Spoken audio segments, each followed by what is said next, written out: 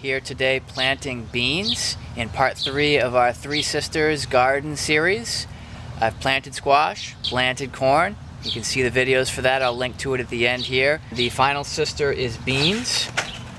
The beans can be planted as soon as the corn is about hand high. This corn is well over hand high. It's probably 2 or 3 times hand high. I've planted some a week ago already because I wanted to show you what it looks like when it sprouts and when it comes up. I'm gonna plant some more now just to show you the depth of planting. Here's an example of the seed. The depth that you plant it is about the depth of the size of the seed.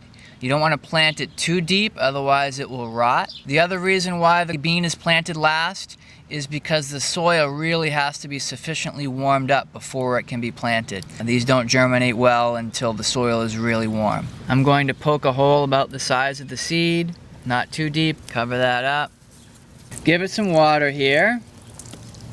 Next thing is placement. If you noticed, I placed it in between the 2 corn plants. I talk about the spacing and the grid pattern in more detail in the other videos, so you want to check those out. Another one in the middle between these 2 corn, another one in the middle between these 2 corn, and then another one between these 2 corn.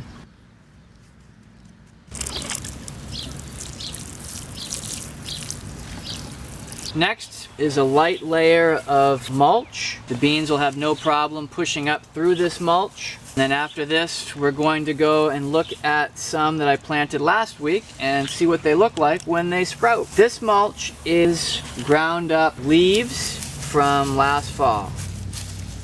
Now, final watering on top of the mulch. Here I only had 3 corn come up, so I just planted 2 beans in between.